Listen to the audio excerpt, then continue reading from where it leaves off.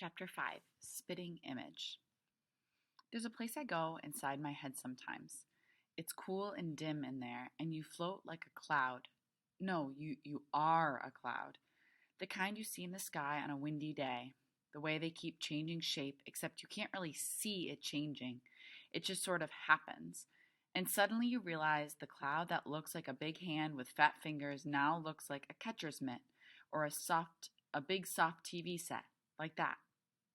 Anyhow, I went there right after the fair Gwen ran off with that look on her face, like, what was he doing with my poor little boy, stealing him away in the wagon? What I do is lie on the floor under my bed, where you can just barely see the bed springs and stuff because it's so dark. And before long, I'm somewhere else, sort of floating, and it's so cool and empty on there, you don't have to think about anything. There's nothing. You're nobody. Nothing matters. You're not even there. Time out. Except this time I can't stay as long as I'd like because Graham is knocking on the door, going, Maxwell, Max, are you there? Please answer me, dear. It's important. Yeah, right. But I wedge out from under the bed. There's getting to be less and less room under there. And I dust myself off and open the door. There's no lock, but Graham has this thing about waiting until I say, come in. She makes a big deal about not intruding.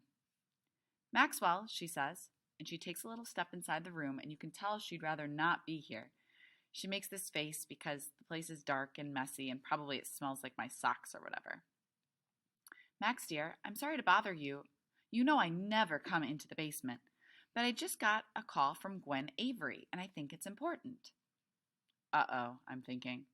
Now the fair Gwen is calling up my Graham, probably to report a hulking beast that lives in the cellar, and I close up inside, waiting for the worst.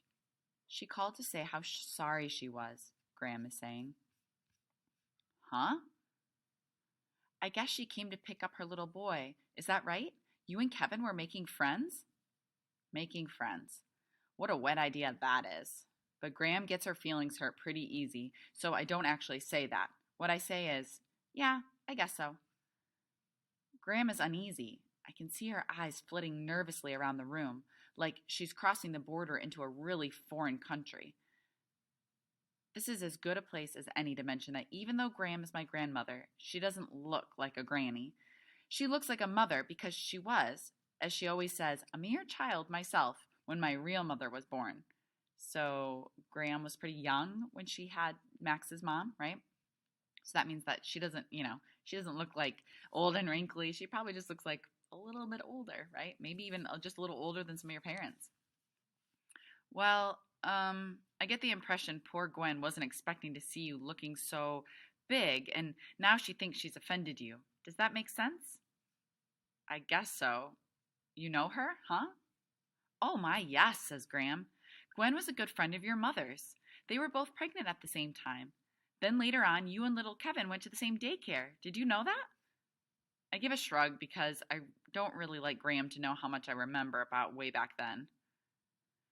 Graham is saying, she said she especially wanted me to tell you this, Max.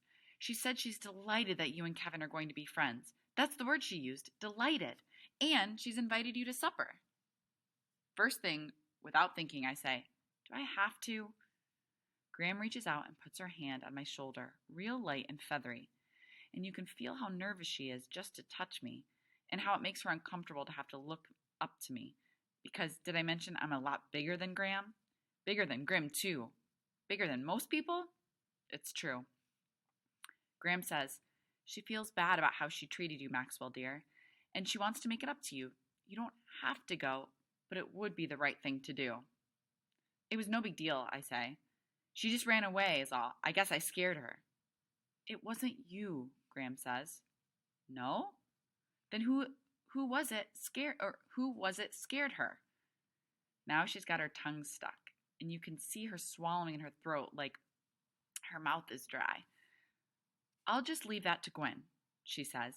She's quite a remarkable woman, you know, raising that poor boy all on her own. He's not a poor boy, I say.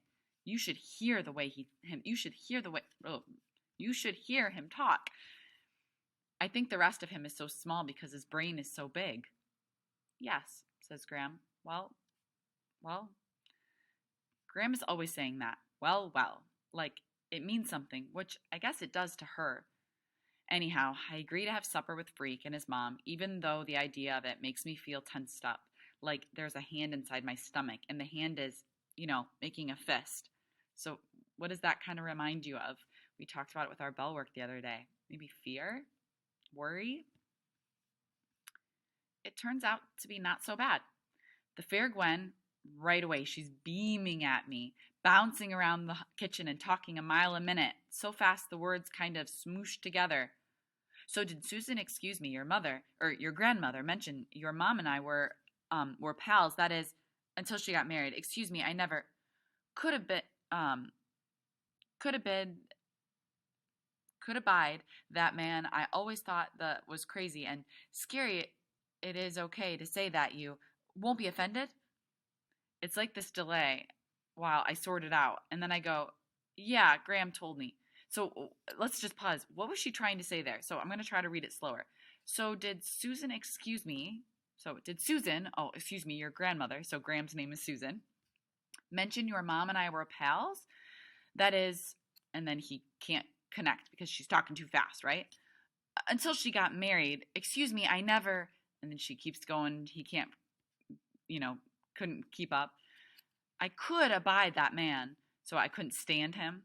I always thought he was crazy and scary. It is okay to say that to you. So that man that his mom married, so his dad, won't be offended. So something about you don't want to be offended, right? So she's talking so quickly that he can't even keep up with what in the world she's saying. So it's like this delay while I sort it out, like we just had to do. And then I go, yeah, Graham told me. And the stuff about her knowing my father and thinking he was sick in the head, I decide no comment is the way to go. So even Fair Gwen thinks his dad, something is off about his dad, right? You were the cutest little baby, Gwen says. I remember like it was yesterday. We were all of us living over in the tenements in those days because the rent was so cheap and we were all just starting out. So the tenements are kind of like housing that's kind of it's called subsidized, which means it's a lot cheaper. So if you don't make a lot of money, then you can stay in those places for a little bit cheaper. Freak is on the floor, digging through the packing boxes for pots and pans and stuff. He's almost inside this box. All you can see is his funny little rear end sticking out. You'd think he was maybe 2 years old. That's how small he is. Until you notice where his leg brace makes a lump in his pants. From inside the box, he goes, "Hey, Gwen, leave the guy alone, huh? You're going spastic." Am I? Gwen asks. She's at the counter going through drawers and looking for spoons or whatever. Sorry, Max. That is, I'm sorry we got off on the wrong foot. It's just, Freak's head pops out of the box and he's got this wicked know-it-all grin. What she means is you're a spitting image of your old man. So, spitting image? You guys know what that means? It means basically you look exactly like someone. So if you guys ever meet my mom, people always say, oh, you're a spitting image of your mom, which means I look a lot like her. Gwen says, Kevin, please. And her voice is real small, like she's embarrassed. Yeah, I say. Everybody says that. They do? I shrug. Is it really such a big deal for a boy to look like his father? Which is typical butthead thinking because, of course, it's a big deal if your father happens to be in prison, which everybody in town knows about. It's not like there's any secret about what he did or why he's there, except everybody acts like it should be a secret. And the bigger I grow and the more I look like my old man, his dad, right? Old man, dad, the worse it gets. You really knew him, I say? I mean, him and my mom when they were together? Not very well, Gwen says. She's looking for a knife to slice open a pack of hot dogs. I never saw much of your mom after they got married. He made it difficult for your mother to have other friends. So again, just pause. We're learning about Dad here. So really take a second and pause and really chew on what in the world we're learning about him. There's a knife on the table and I pick it up and hand it to the fair Gwen. She doesn't really flinch away and I decide she's okay. She's really pretty cool. So Freak is saying, what do we eat? My fuel cells are depleted. Supper is great. The fair Gwen makes this really tasty potato salad with spices and stuff. Way better than the mushy stuff Graham makes. And we have hot dogs fried in a pan with the buns toasted up, butter crisp, just like the way I like. And 2 kinds of relish and 3 kinds of mustard and red onions cut up real small. Man, this is like the fanciest, most delicious hot dogs I've ever had. We sit out in the backyard eating from paper plates, and Freak tells robot stories that are so strange and funny I'm laughing like a maniac. And then I'm choking and Freak is pounding me on the back. Expel the object, Freak shouts. Regurgitate, you big moron.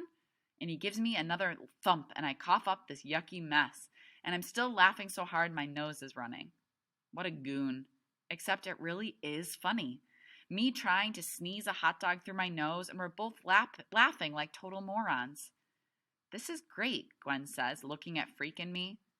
I'm glad we decided to move back, you know? I feel like we're all getting a fresh start. It's time to go home. Graham gets nervous if I'm not back before dark.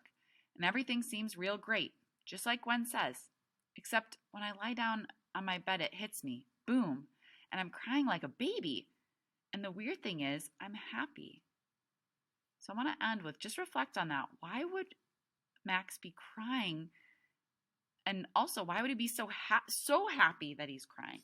So just kind of reflect on that as we close out chapter 5.